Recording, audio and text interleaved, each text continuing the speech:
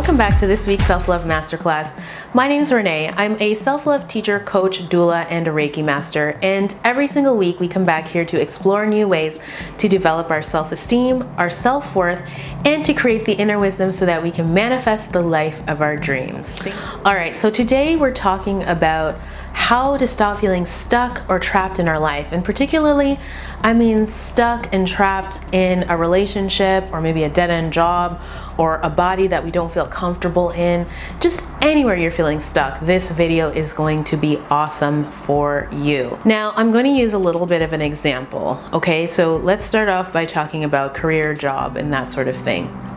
Have you ever noticed when you're on Facebook or on Instagram and the weekend rolls around or Friday rolls around, you start to see like all of these memes that say TGIF or the weekend's finally here, and then on Sunday night or on Monday you start to see all of these memes that are like, ugh, Sunday's coming or Sunday's here. The reason why I'm bringing this up is because it's really an indication of how a lot of us are feeling about our day-to-day lives. It could be that we're going to a dead-end job, we're doing work that we're not passionate about. It could be that we're retired and we're kind of wondering what to do next with our life, or we're in between jobs and we're just not feeling really empowered about what's next for us. It could also be that maybe you've left your job and you've started a business and you're not getting paid what you imagined you'd be being paid, and you're struggling and you're suffering, and so you're filled with all kinds of worry and anxiety. And maybe you're somewhere in between all of these areas. You just know that, more than 80% of the time you feel kind of trapped, kind of stuck. If you're, someone who identified with any of the things that I talked about, this video is perfect for you. And what I really want to let you know, as I mentioned a little bit earlier, is that you're not alone. I think it's 90% of the population or 95% of the population that feel like they're doing a job that they don't really love. I think that's part of the reason why we're seeing the self-help market being one of the fastest moving markets, because more and more of us are waking up to the fact that we don't want to spend our days like that anymore. We actually want to be happy and fulfilled and feel great. And just clocking in at a 9 to 5 or just making money to pay the bills isn't enough anymore. I know that many of you can identify with this feeling of, either going to bed or waking up in the morning and feeling like there's something more for you out there. There's something more that you want to do with your life. And if you're feeling this way, once again, I just want to say that this video was made just for you and with you in mind. Tip number 1 is identify your story. Now, if you're new to this whole story narrative concept, let me just summarize it like this. Whenever we feel like we're stuck, we often say it's because of something. For some people it's time, for some people it's money, for some people it's feeling like they don't know how. You want to get really clear on what your story is, or what your reason is for why you feel stuck, or why you have been stuck for the last, weeks, months, years, maybe even decades. Once you've identified your story, what you want to do is you want to get that out of your head. You want to get it on paper, or even better, if you could do a voice memo and record it. And what I want you to do is I want you to read that story over and over and over again.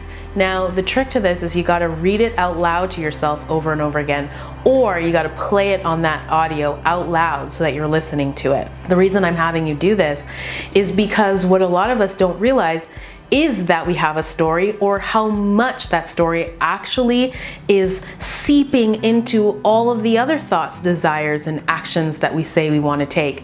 That story is actually the big thing that's holding us back. So the more we can bring it outside of ourselves, the more we can actually disidentify with it and actually be the observer of it, the more we're going to be able to move it out of the way. And I'm going to tell you how to do that with the tips that are going to follow. So read that out loud as much as you can. And even if you want to take this on at a maximum level, what I recommend that you do is that you actually read it to some of your friends. Here's why. When you read it to your friends are going to listen to it and they're going to think it's absolutely ridiculous. Believe me, they're going to think it's totally ridiculous. Some of them are going to identify with it, but most people are going to be like, what? You can totally do it. They're going to be championing Oh my God, championing and cheering for you. Take for example, have you ever been talking to a friend and this friend has been dealing with the same thing over and over and over again? You guys have talked about it to death and it's always the same reason that they have, the same story. You're probably sitting there thinking to yourself, man, you could have solved this situation or this problem a long time ago. The reason they can't is because they can't really see their story from the point of view that you have. And this is what we're doing with you doing this, is we're taking it outside of you so that you can have the outside point of view, and then you're telling other people so other people can also have an outside point of view and reinforce you, cheer for you, and champion for you.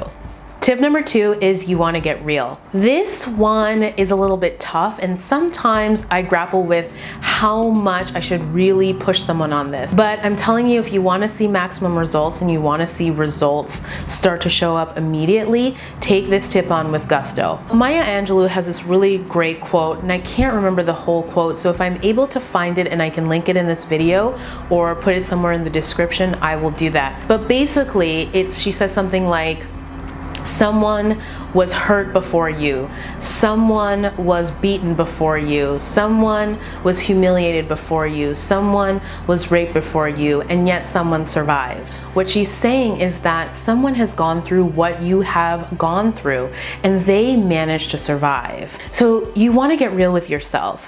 Whatever your reason is, whatever thing has happened to you, see that you're not the only person that has gone through that. Sometimes when we're stuck in our ego, right? Or when we're stuck in a great deal of pain because we haven't had the tools or the techniques or the support to work through it, we get really trapped in the stuff that happened to us when we were kids, or the stuff that happened to us in high school, or stuff that people did to us months and years ago. And so we feel like, oh my God, this horrible thing happened to me, and that's why I am the way I am, and that's why I can't move forward. The reality is that it is not the reason you can't move forward. We have to get real.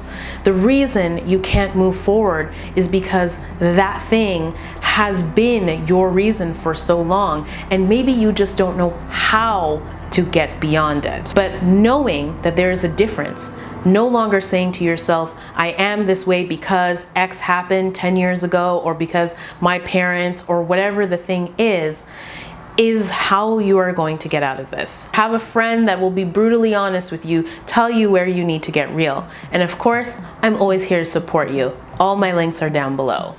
Tip number 3 is declare no more. Declare no more. You know, this is something that's really tough. You've really got to get through the first 2 tips and really get clear that you're in charge of your own life, and that when you have the tools, the techniques, and the support, you can do it. There's going to be a natural progression towards this step. You're going to get to this place where suddenly you see your life in a whole new way. Like, you're no longer gripped by it, you're no longer the victim of it, and now that you see it, you're ready to do something about it. And so you are going to declare, now it's time for me to start creating a whole new future, a whole new life. I want this, I want that, I want more. And when do I want it? I want it now. That doesn't mean that it's going to happen overnight, but it means that who you are being in your life is somebody who's no longer willing to lay down, somebody who's no longer willing to just take it. You are somebody who is now saying, I'm in charge of my life. Get that declaration out. Write it loud and proud on your mirror with those little marker things. Write it on your whiteboard. Shout it from the rooftops. Tell all your friends. Just start declaring it. Tell them, I had a breakthrough, and from this point forward, this is where I'm going in my life. This is the direction I am heading in, and I am going to get there. Tip number 4 is turn your complaints into actions. So one of the things that I see a lot in my practice is people coming to me and people telling me, you know, all kinds of things that are crappy or don't work about their life. So they hate their body, or they don't like this, or they don't feel like they're good enough, or their spouse is, you know, creating these problems, you know, just all kinds of stuff, right? What I don't want to do is silence you. I don't want to mute you. I don't want you to feel like your complaints are not valid. So what I want you to do is channel your complaints into something productive that actually serves you. Something isn't working, what is the action that I can take to actually improve this situation?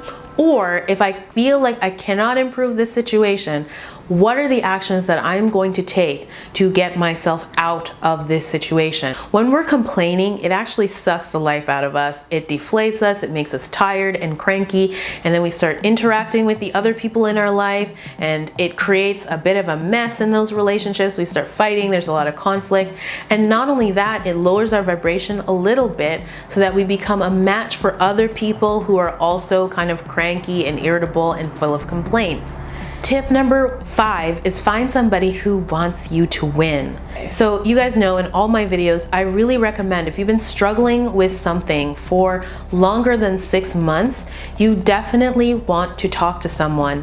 Talk to a therapist, talk to a coach, talk to a mentor. Find somebody who is going to have your back, who's going to push you when you need that push, and somebody who's going to nurture you when you need that nurturing. If you feel you don't have the resources to find a therapist, a coach, or a mentor, then absolutely use your friends and your family as much as you can. You really can do this, but it's important not to do it on your own. You're not an island, you are not a lone wolf, and we go farther when we do things with support. Tip number 6 is surround yourself with passionate people. I can't remember which motivational video I was watching the other day. He was talking about that there was a particular company where people wouldn't be hired just because of the expression on their face, how their faces looked.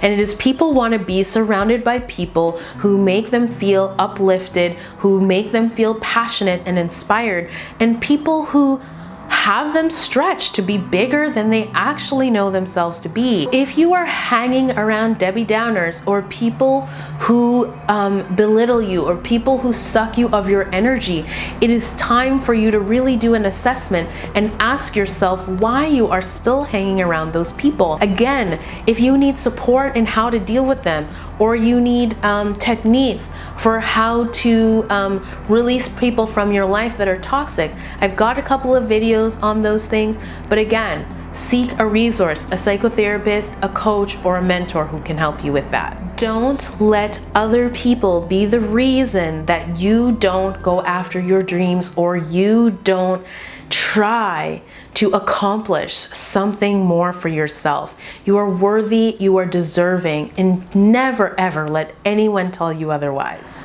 I am really clear that if you're watching this video, you are 100% certain that you are someone that is meant for more. I am clear that you are someone that is very aware that not being happy and not being fulfilled in your life and not being free is not something that is okay or acceptable for you. I know that you are someone who wants to be in charge of your life, and at the end of your life, you want to look back and you want to say, yes, I lived. Understand that getting unstuck, changing your mindset, all of these things that we talked about in this video and in all of my other videos are not quick fixes. They are not things to have you be one way one night and another way the next night. Self-love is truly a lifestyle. It is a self-loving lifestyle. It takes practice and it takes conscious action every single day. But when you put the work in, you get so much back. I am not kidding you. I hope that this video has been helpful for you. And if it has been, please give it a thumbs up. Also, as you know, I'm on like every social media platform you can imagine, and all of those links are down below. Last but not least, if you are not already subscribed to this YouTube channel, please find the button wherever it is on whatever device you are watching it on and subscribe. We do weekly videos and I think they're pretty awesome.